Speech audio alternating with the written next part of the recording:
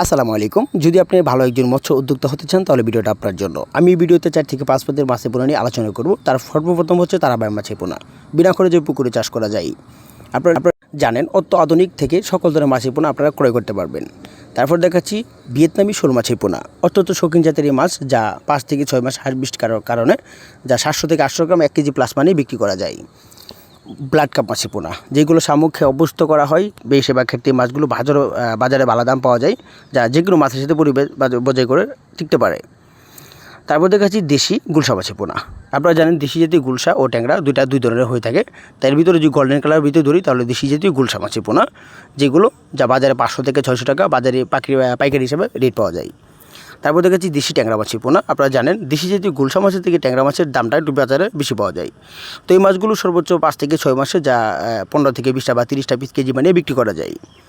দেশি জাতের শিং মাছ অবভিয়াসলি হবে যা দেশি হতে হবে। দ্বিতীয় কথা হলো যা ফ্যামিলি জাতের শিং মাছগুলো সংগ্রহ করতে হবে, যা মহিলার কাতারে পড়বে।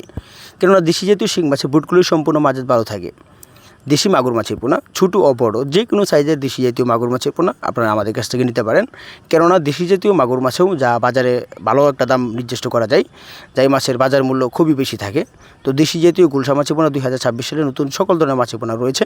তাছাড়া রয়েছে অরিজিনাল হাইব্রিড মনোসেক্স তেলাপিয়া মাছের পোনা, যেগুলো 5 থেকে 6 মাস এক একটা মাছের ওজন, যা গায়ের ওজন হিসাব করতে গেলে 700 থেকে 1 কেজি প্লাস ওজন মানে বিক্রি করা যায়। তো হাইব্রিড মনোসেক্স তেলাপিয়া মাছের পোনা বা টাইগার জাতীয় তেলাপিয়া মাছের পোনা, তো সকল ধরনের মাছের পোনা ক্রয় করতে পারবেন আমাদের এই নাম্বারে সরাসরি কন্ট্যাক্ট করে সকল ধরনের মাছের নিতে পারবেন।